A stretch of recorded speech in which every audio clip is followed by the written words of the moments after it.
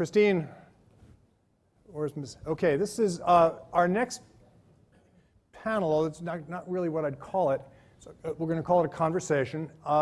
It features two of our distinguished 2009 co-chairs, Mathias and Arianna. We're going to shift gears. We're not going to be talking about television for the next half hour or whatever. We might actually talk about television, but it's okay. They are good because Christine is here and she's going to make sure that we do talk about television.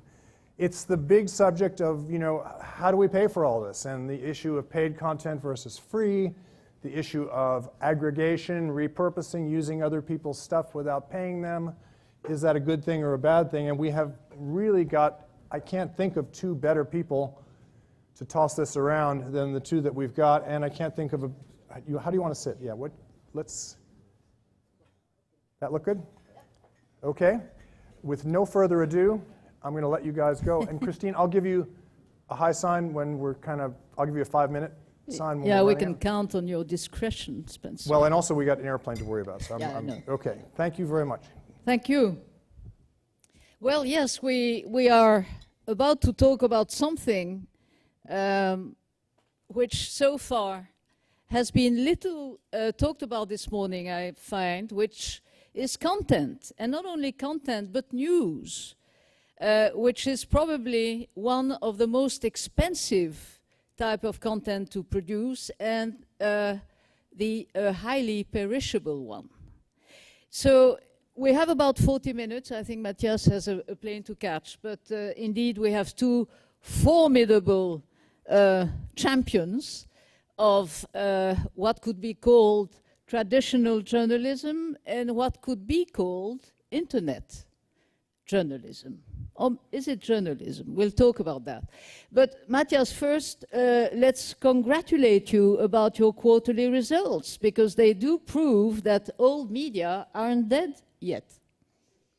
Yeah, it's true. Thank you very much. I appreciate that. We really have announced yesterday the Q3 results, and our profits are up 10% compared to last year's results, and last year was the historic record profitability of the company in the history of the company.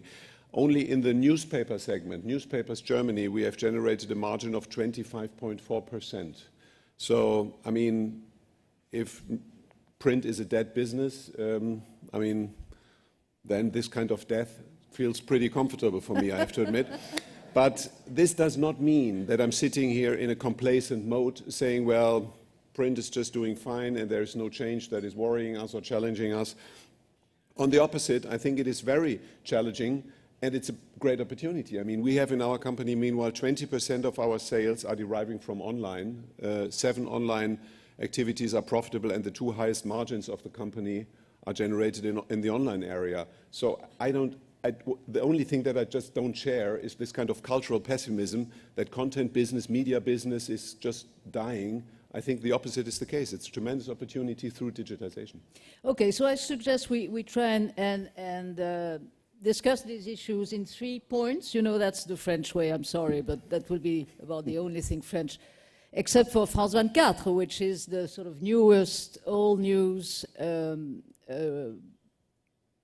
broadcasting television network, which has really a multimedia news offer. But let's talk about who actually produces news, who actually, at the end of the day, pays for news, and who actually cares for news, as opposed to trash, let's say. So, first point, who actually produces news? Arianna, would you say that you produce news, or you, in a very clever, efficient, successful way, you aggregate news produced by other companies, and you add to those news enslaved admirers of yours, bloggers, who are not paid for their services, but they are so happy to actually be on HuffPost? Well, we actually do both. We produce news through our reporters and through our citizen journalists and through our community, and we aggregate and curate news with our own editorial point of view, choosing what stories go to the top, what stories we give prominence to.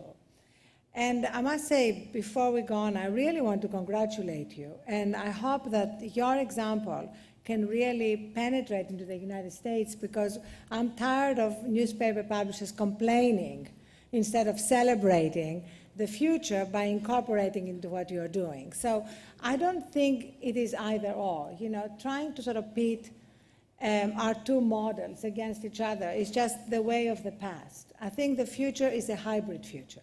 There is no... Is it the future, or is it already the present? It is the present, but increasingly it's becoming accepted that there is no way you can be a successful newspaper business without a successful online component.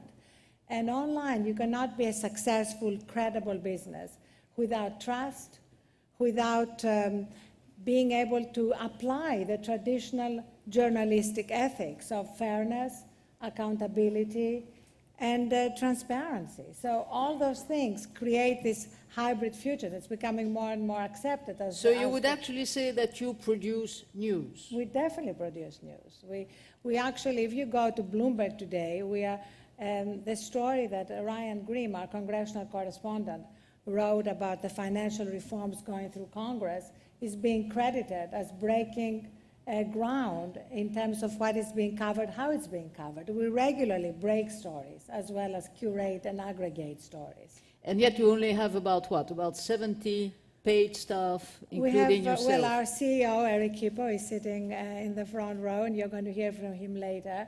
We actually, if you count our full-time staff, we have 80 full-time staff, which includes marketing, advertising, everything. But then we have multiple part-time people. We have comment moderators, for example, which is really interesting because we don't accept the idea that the internet can be allowed to be a wild west and remain credible. So you try and control it? Yes, our comments are moderated. So if you blog for us, which I hope, Christine, you will do, your comments will be moderated. So there will be, you may have critics, but you're not going to have ad hominem attacks. Mathias, do you find that HuffPost is actually a news provider? Yeah, I have to say, so far I totally agree with what Arianna says. I think we will have discussions later on when it comes to who is going to pay for it, but so far I totally agree with what you said. I think we have the hybrid reality. That's the future. We should not put the traditional journalism against the user-generated journalism. It's absurd. It's just the user-generated journalism is an enrichment, is a wonderful new source of information and potential quality. And of course the HuffPost is producing news, although in large parts they're just taking stories, taking information, taking news from other sources. But honestly speaking, print media do the same thing, or traditional journalism does the same thing. Very rarely you have a really investigative story where only your journalism has found out something exclusively. That's the exception, and sometimes that also happens in your team. So I think there is no big difference. And also from a print perspective, I mean, we are also mixing the two categories. If you take the Bild-Zeitung, our biggest newspaper, it has introduced a couple of years ago the so-called reader reporter. So every one of the 12 million readers is encouraged to provide stories and to provide photos. We have received until today, from 2006 until today, 500,000 photos from the readers. We have published 12,000 photos from the readers. I think more than 2,000 on the front page as top stories. Lots of them have been really relevant. I mean, serious, hard news stuff. Exclusive photos from big events, even political events. And I mean, that's a great source of quality and of journalistic quality in the paper. The only difference between HuffPost and Axel Springer's, we are paying them. We have paid more than 2 million for those photos until today, which I think is the better model. Well, let me tell you about France 24, because as a TV channel, we also aggregate news provided by our viewers. We have about more than 3,000 people contributing to broadcast content as well as web content. We don't pay, and we, of course, we check We have editorial screening of their contribution.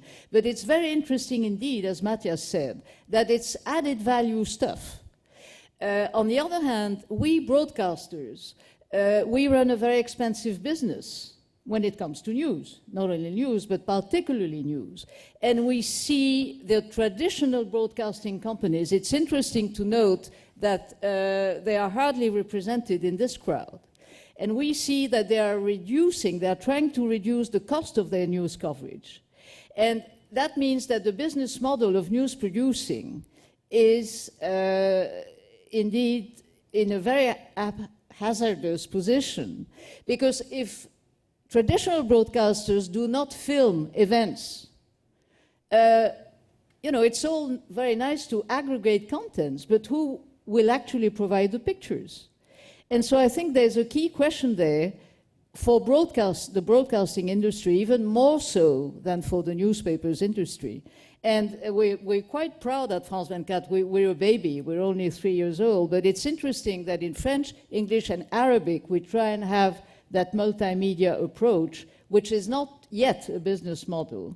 But it's certainly a way to say we still need traditional broadcasting to provide content, because otherwise there won't be any content to aggregate.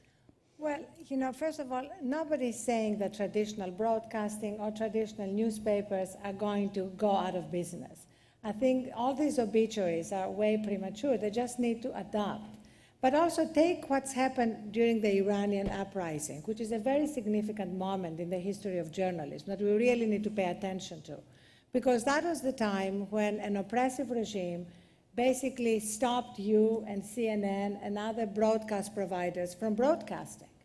And what happened is that we all had to depend on user-generated content, on Twitter feeds, on Facebook entries, on videos and newspapers uploaded with cheap cameras. And the Huffington Post was really instrumental at the time in having our national editor work 24/7 to be a kind of filter, to go through and see what can you trust, what can't you trust, if a mistake was made, how quickly can you correct it. And what was absolutely fascinating is that just a month later, there was an uprising in China. And China very quickly learned from Iran. And what they did is they completely blocked Twitter, Facebook, everything. But there were still a internet few access. pictures. But what they did is they brought in traditional journalists and they gave them a special tour of the area. So authorities are beginning to recognize that you can spin traditional journalists much more easily than you can spin thousands upon thousands of Twitter feeds and Facebook entries. And, politicians have known that forever, going back to the Soviet Union and the Potemkin villages. And most recently, Bob Woodward's 2 books in the lead up to the war in Iraq and afterwards, he was completely spun by the Bush administration.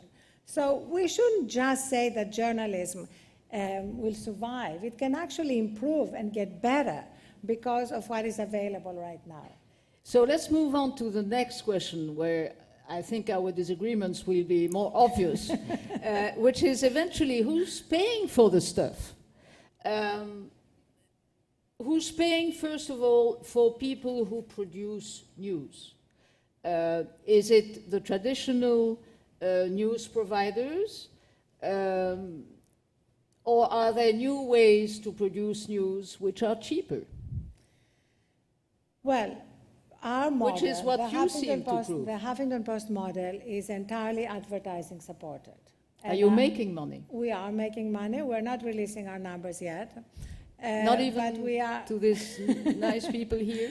Maybe Eric Monaco, it's a very secretive place. Maybe Eric will release them this afternoon. But the bottom line is that our advertising is working. Despite the economic crisis, we are very happy with the results and getting better and better. We just brought in Greg Coleman, who was at Yahoo and then AOL, to be our president and chief revenue officer. So this is our model. And I must say that I know we're going to disagree on that.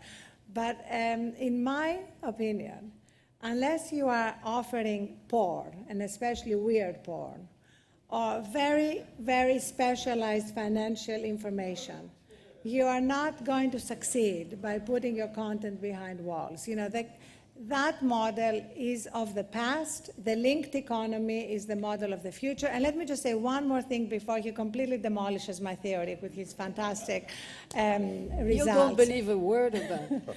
Just one more thing, which is that years ago, I had launched something called the Detroit Project, trying to urge Detroit to adapt to the future and stop fighting it. And they didn't do that. Instead, they spent billions of dollars trying to convince consumers to buy gas-guzzling SUVs, lobbying the government to give them special rates, to fight fuel efficiency standards, et cetera, and you see how well that turned out. They ended up bankrupt. So you may be able to sustain this model of asking subscribers to pay for content for a little while, but in the long run, it's a model that belongs to the past. Okay, your turn. Wonderful. Now we come to disagreement, and before we come to the fundamental disagreement, let me start with the agreement. You said that porn and financial information people will pay for. Yes. Erotic, love, and money, power, have always been fundamental interests of people since thousands of years. Since Greece, you can say. Greece, that will please Arianna. You know, and there are not very many topics where people are really interested in. It is sport, it's games, it's regional environment. Weather. Yeah, weather, okay. But the big areas are sports, games, regional environment, so the people around you, money and power. And then we are coming to the two existential areas. It's sex and crime, love and death, or to be very well educated, eros thanatos, as the Greeks were calling it. So it's thousands of years old, whether it's in our tabloid papers, it's sex and crime. In the more intellectual paper, it's eros thanatos. But it's all about the same. Those are the 6 areas where people are really interested in. And since hundreds and thousands of years, if they got something that they were really interested in, that they wanted to have, they were willing to pay for. So why should that change in the digital world? I don't see any reason. That's my first element, and that's why I think it's simply wrong to think that in the web world everything has to be offered for free. I think this theory that only a free access to information is, I have to admit, one of the most absurd theories that I've heard. It's a very late ideological outcome of web communists, where you're saying only if everything is for free, it's democratic. I mean, how absurd. Is it more democratic to go to a supermarket and get a can of beer for free? Yes, I would prefer, I have to admit. If there's a choice between paying for beer or getting it for free, I think free is better. But whether this is a fundament for democracy, I would radically disagree.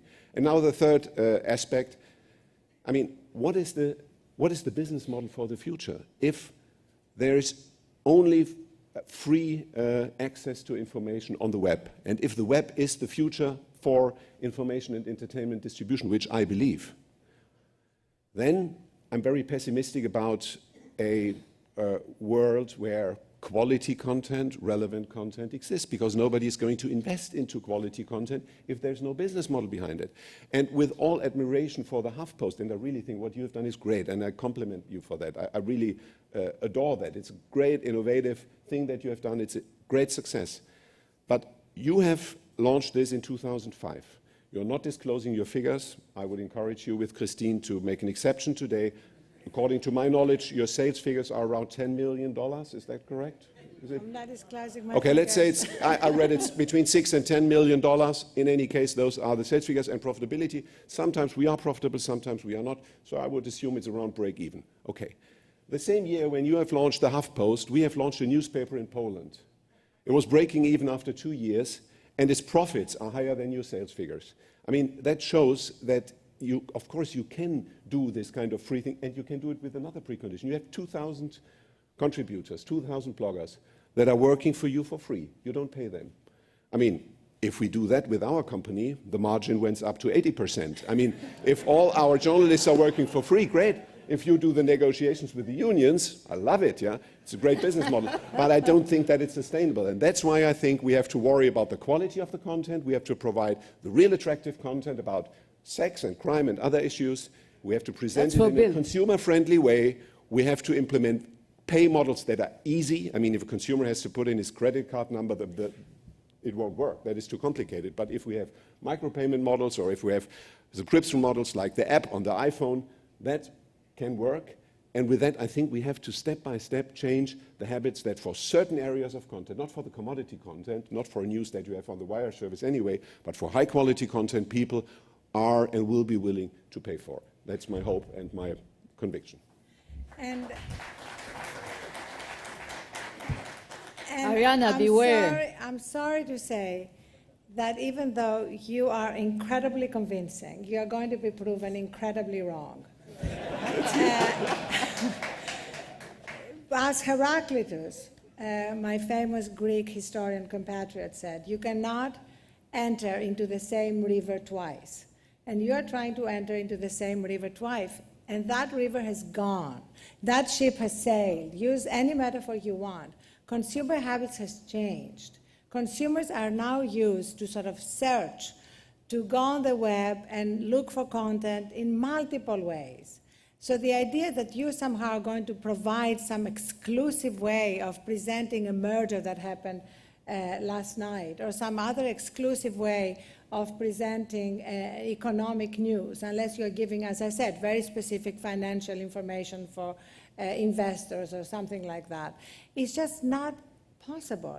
The linked economy is the future, and there are so many ways to monetize that content. I mean, if we talk about video, look at what NBC has done with their embeddable players. We actually use an enormous amount of NBC, MSNBC video on HuffPost, and they get paid because they have the embeddable player. So ubiquity, an advertising genius said, is the new exclusivity. If you want to get paid for your content, make sure it's available on as many sites as possible, all over the web, and you'll get paid for your content. That's, you may call it promiscuity, but promiscuity may not be good in relationships, but it's very good online and it pays. And there is no way that you can stop that avalanche of new ways of consuming news. You cannot, you want to re-educate consumers that just got educated into new ways. No, on the opposite. I don't want to re-educate consumers. On the opposite, consumers should be convinced and seduced by attractive offerings, but they should not be educated or they should not be forced to do anything. That's not the point. But what we have to make sure in a content world where people are living from content business models, we should implement fair rules. And the rules should apply for everything. And you cannot have differentiation in a content universe where you have the stupid old school guys that are investing lots of money in great quality content and in exclusive content. And then you have the smart new school guys that are stealing it, taking it, because sorry, let me just finish it. Stealing it, taking it, quoting it, marketing it towards advertisers. And taking the money from the advertisers without paying for the content that they got from other people. Really, so you have to, let me just finish, I'm brief now.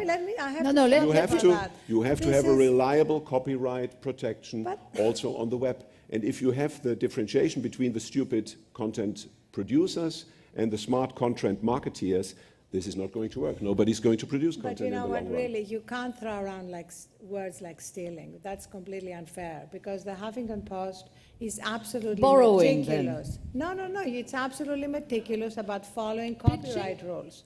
You know, there are copyright rules, and we observe. I wasn't speaking about you. I don't know why you feel.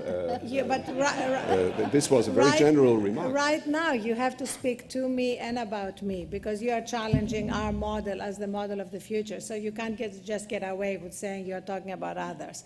So this is not a word that you should be allowed to use, because it's completely wrong. The truth of the matter is that we are meticulous about following copyright rules. Our editors are regularly getting refresher courses on first use and copyright rules, and nobody has ever challenged that. There hasn't been a single traditional newspaper provider that has come to us and said, this is something you shouldn't have taken or not taken that way. On the contrary, every day we get hundreds of requests from traditional content providers to link to them, because we provide massive traffic to the stories that we link to. And two other things. When it comes to how do we save investigative journalism, which is what you are alluding to, which is an expensive operation, we are addressing that by launching the Huffington Post Investigative Fund, which is a not-for-profit operation. We have contributed money to it, and we've raised money from foundations.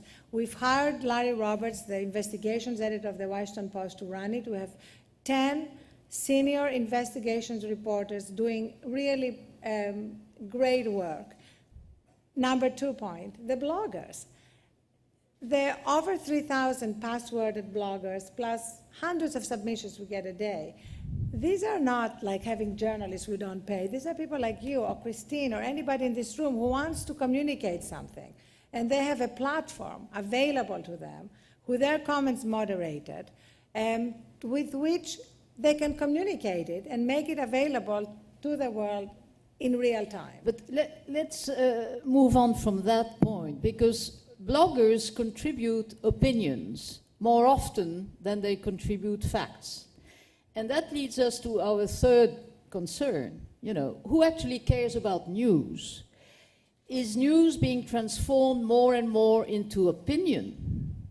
Are there still a traditional approach to news, which is to consider that they are facts, facts that need to be reported?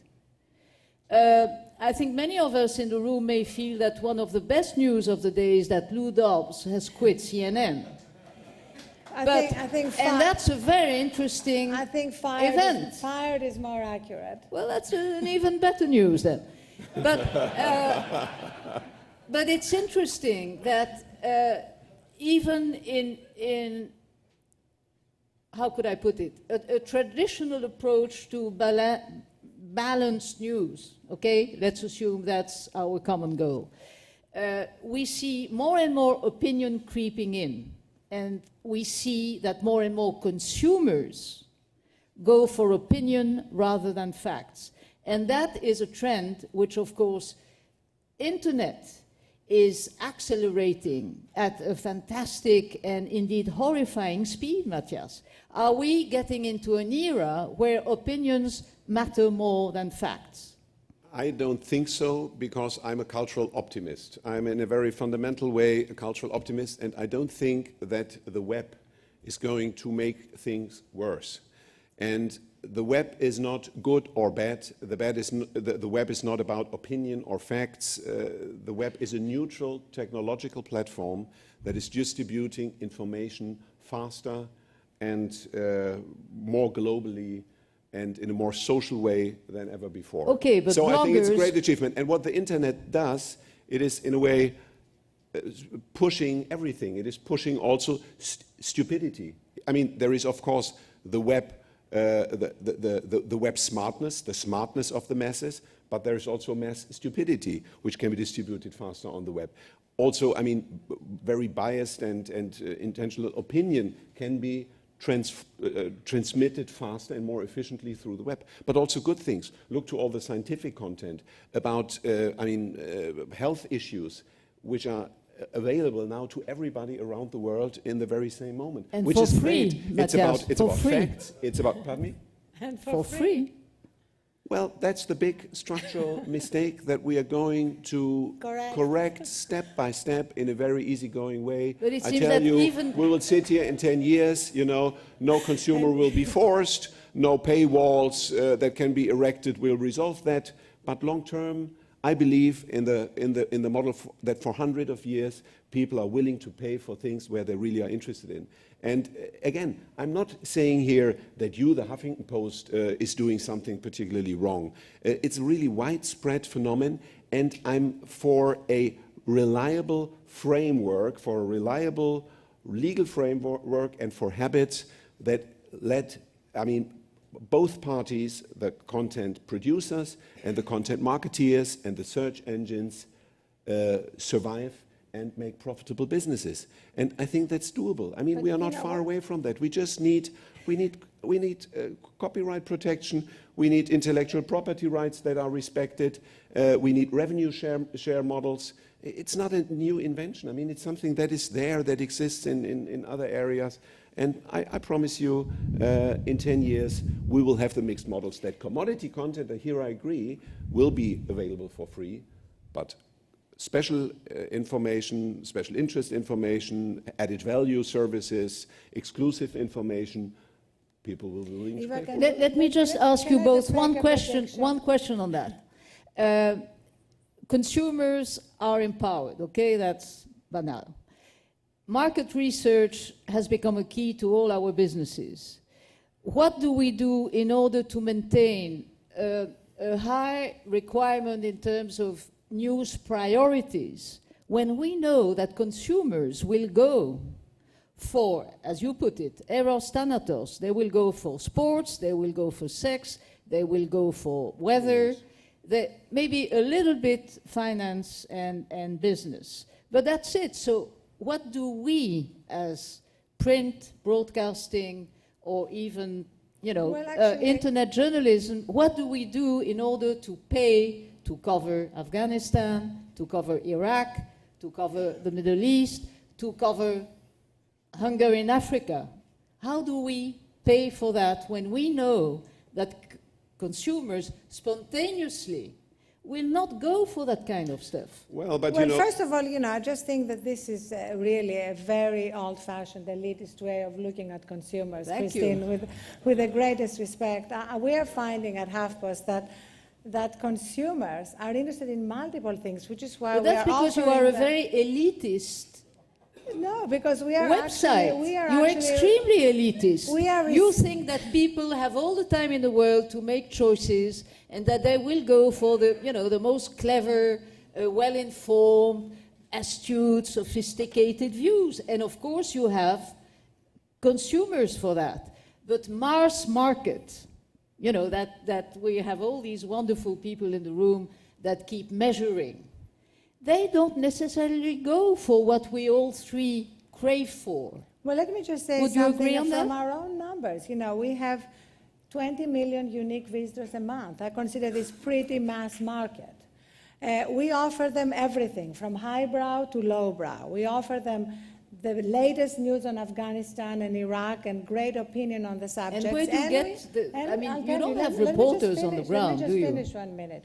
We offer them entertainment and the latest on J-Lo or Angelina Jolie or anybody they want, and everything in between: sports, green, style, living, everything. We have multiple verticals that can please every taste. But what is terribly important to recognize is that our community, we had 2 million comments last month alone, love being engaged. You see, you cannot really sit here and discuss news without discussing the age of engagement that we are part of, without discussing, as we saw in the previous panel, that consumers don't just want to consume news. They want to engage with news. They want to share it. They want to pass it on. They want to develop it. They want to do that. It's not because we are making them do that. That's how they relate to news.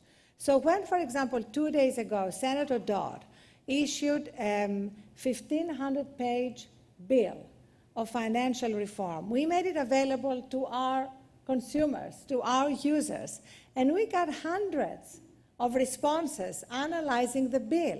How does Wikipedia do it? There is clearly something that makes people want to participate, want to be engaged. And we cannot ignore that. I mean, you said something which was very revealing, Mathias. You said that you basically want to change habits. That is really incredibly hubristic. The idea that you are going to change habits, I mean, you may want to change copyright law and you may do something there because you can lobby governments to do things. But changing habits, I have 2 teenage daughters, and as their mother, I have a very hard time changing any habits. So good luck with that. okay, I thought you have a president that was elected because he was asking for change. So if you give up to change anything, one should give up leadership in any case. But that's a different thing. And if I'm talking about changing anything, I'm not saying forcing. And I think I repeated that twice. You cannot change anything by just putting pressure on people. You can change something by making offerings that are attractive to the people. I think that's the decisive point. But talking about politics and the whole question who is going to invest in this kind of information and investigation, I think you have said in an interview that in the Huffington Post, less than 50% of the readers' attention is about politics, okay? And that was for 50-50. And that was for you a proof for the theory that there are a lot of people not interested in politics, and that's why you should offer other topics. Is that correct? Well, our goal is to get more and more users coming to the Huffington Post by offering them whatever they're interested in. Okay, and you are reaching 20 million per month. We are reaching with the Bild-Zeitung 12 million per day, just with the print product. And if you add Bild Online, it's more than 20 million per day. And here I would say it's less than 25% are interested in politics. Less than 25%. Nevertheless, we have reporters in Afghanistan. We have political coverage, because we believe that if you would only do what the majority of your readers wants, you will not serve your consumer, because your consumer also wants to be surprised. That's the function of journalism, that you are achieving that somebody who's reading your product or watching your product is developing an interest in an area where he has been never interested before. I think that's the role of the Huffington Post, that's the role of a traditional newspaper, that's true for every kind of content offering. You want to surprise people and make them interested in things. So I think not because we are idealists and we want to change the world into a more politically interested place, we are doing that. We are doing it out of a very opportunistic business assumption. We can afford to do that because we have a sustainable business model.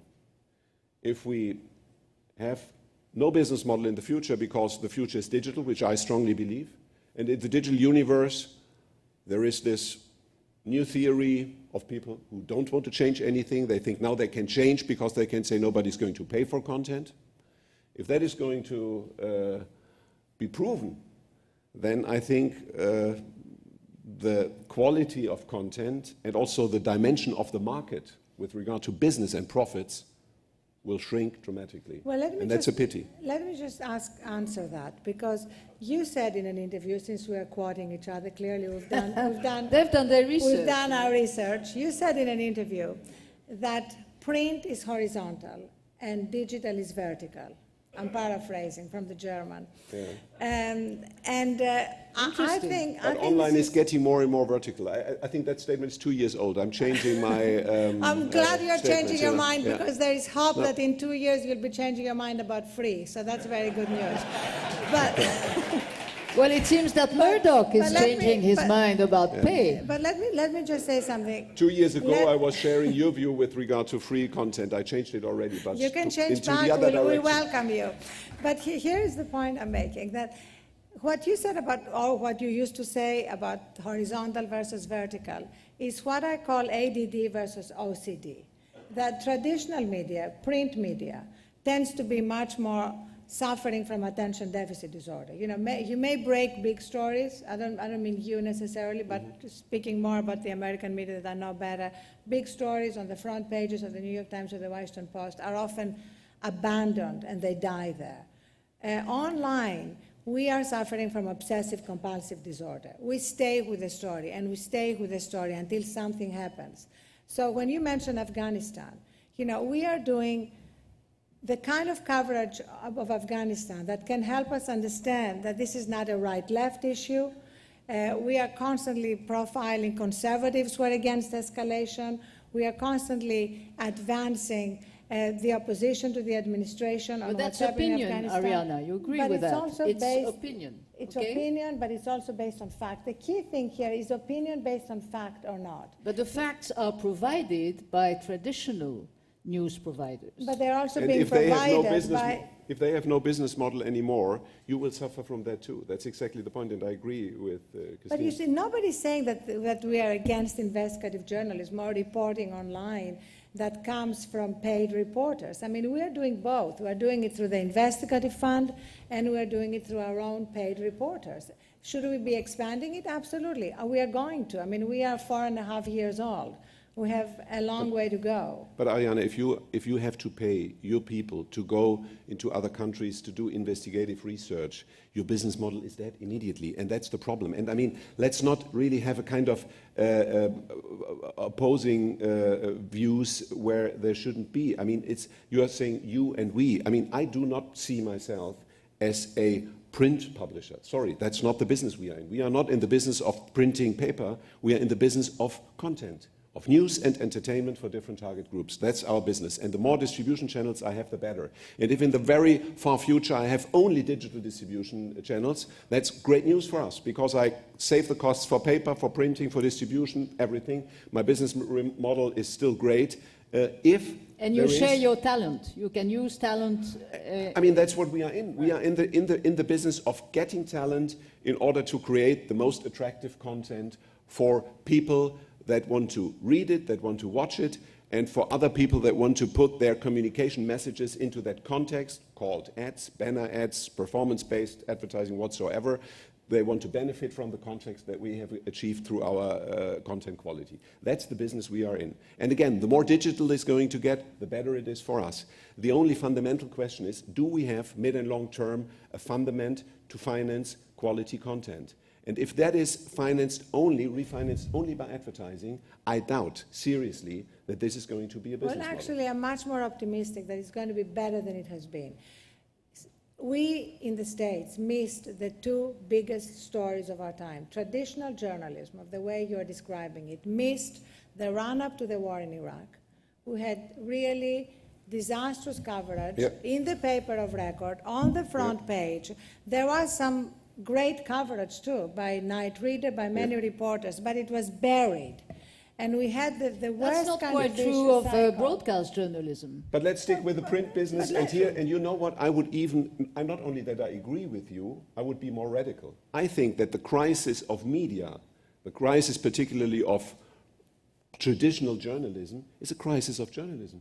It's not a crisis because of new distribution channels. It's the crisis because the brain people, the journalists, are not doing well enough. They're not good enough. And so I share your criticism, absolutely. And I think we are committing suicide out of the fear to die. That's what's happening at the moment in large parts of the traditional newspaper camp. But it's a content discussion that we should have, and not this discussion about distribution channels. I mean, there are two things that matter. That is the content quality, and that is a legal framework for a substantial business model. If those two things are provided, we have a great and bright future. But Mathias, there is a very important point here, which is that all those highly paid journalists that you are honoring, rightly so in many not cases. all highly paid, but in many, but we're talking about the system across the planet, not just in his empire.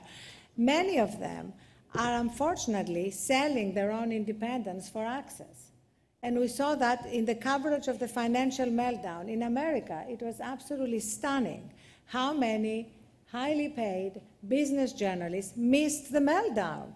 They did not warn That's us. true in Europe too. They continued to Absolutely. cheerlead. You know, just Fully go agree. back and look at the covers of Business Week, and they should be ashamed of themselves. No wonder it went bankrupt. You know, they cheerleaded CEO after CEO who drove their company into disaster. So that's really the kind of model that can be dramatically transformed online. Because what is happening, even though, as you said rightly, there are errors online constantly, but they are course-corrected much faster. And basically, transparency is really the new credibility. That's the way to capture what is happening. And when you mentioned Lou Dobbs resigning or being fired, that was also a big part of what the internet did.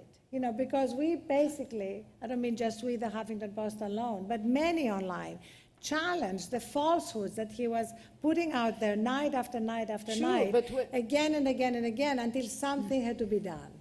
Yeah, but I think, you know, there are mistakes print, there are mistakes online, there's weak journalism here and there. The problem is that journalism in general is not in the best condition, best shape at the moment. That's the problem that I'm really worried about, and it's not this distribution channel discussion. And again, I mean, the distribution channel is not that relevant. It's a wonderful new possibility to distribute great content if the content is great, and to convince people that if they really want the content, to pay for it. But let's not tell the people that only if they are not paying, they are real Democrats. I mean, that would be as if you would tell people, you know, in the online world, if you want to have new lipstick and if you want new nice clothes, you should not pay because otherwise you are not sexy, you know. In the web, everything is for free. I mean, that's just absurd. Mathias, how do you explain that Murdoch seems to be hesitating about going for pay service? I think, you know, I mean, Murdoch is the greatest guy in the industry, so I'm not going to give him any public lessons. I mean, it's the, you know what, I always thought, and I might be wrong, that this is something that you cannot change with one decision, that you're just saying, now we are erecting paywalls. This, I think, is very difficult. I'm also a bit skeptical about the idea to forbid Google in your environment. I think that is not going. I think it's much better. Let me put it this way, or let's say that's our approach: is not banning anything or forbidding anything. It's more making new offerings that are convincing. And with that, I think it would be more a kind of step-by-step approach. I also don't think that in the web world we will ever have a paid-only model. I think we will have mixed offerings where parts of the content are for free and other parts are to be paid for. And I think that is a process of 10 years. We have a new opportunity with the mobile devices, because on the mobile devices people are used to pay for a telephone call. Nobody is saying, well, it's a new sexy device, I want to make my telephone calls for free, or they are paying for every SMS. I will be 5 minutes late, it costs you 15 cents. Nobody would say, well, it has to be for free. They pay for it, but they don't realize how expensive it is. Well, they realize it if they see it on the telephone bill, and then it's the decision of everybody whether he wants to have a very attractive game or an attractive news service, a push service for exclusive news, or whether he wants to have a special interest content, the soccer results as a push service on the mobile phone, and wants to pay a couple of cents for that, or not. I mean, that's a free decision in a free world. Well, I mean, actually, we look forward to you charging for what is available on cell phones and us not charging. I think this is going to be really a good competition going forward. No, that's fine. No. Yeah, but that's exactly the point. No, the idea that somehow you have some exclusive way to present football or baseball scores is fascinating to me, and I'd love. You said scores. You mentioned sports scores and exclusive news. If you want the latest news about Afghanistan, I don't see an exclusive way of presenting it. I don't know. You can give a fascinating article and a fascinating analysis. No, but that's about because we all use and we all pay for AP and AFP. And we exactly. pay for AP. No, but let me. We pay for AP. We all pay. I say we all. all. What I'm saying is that we are continuing to pay for wire services that we use. But then we have to make sure, just a very brief remark, if we stick with the example of the beer can in the supermarket. If you are saying, if there's a beer can for free and a beer can that costs €1, good luck to charge €1 for it. And I totally agree, it's not going to work. As long as there's a free offering of the same thing, it's not going to work. If it's your business decision to offer the beer cans for free, fine. But my only request would be, please brew your beer yourself. And don't take our beer and offer it for free. That's not going to work. Okay, that's a very German example. But then, you know, Greeks make pretty good beer too. We have to come to a conclusion. One last question to each of you. Mathias, do you have a blog, or are you going to have one? Well, I'm not having a blog myself, but our editors have blogs. And I'm asking about you. No, I don't have a blog. Okay. You know what? No, Do you have the time to blog? I don't, honestly speaking. And but what we have just done, we have launched a newspaper that is where the concept is to deal mainly with internet topics. So it's in close cooperation with Facebook, with Twitter. It is mainly consists out of blogs.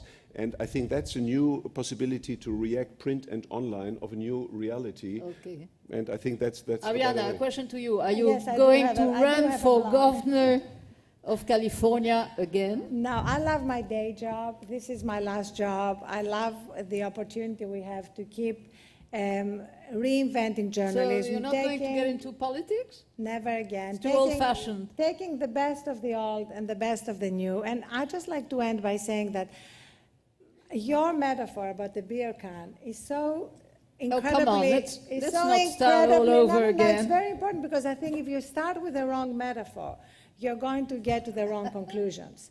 So I suggest that we change your metaphor, and then It's you'll not beer, get it's to the whiskey, right or- conclusion. And I Wine, predict if that you please. I predict that in a couple of years, A, you're going to have a blog, and B, you're going to recognize that the future is free. And see, Come this Arianna way. will get Let's into see politics. city in 10 years. Thank you to you both.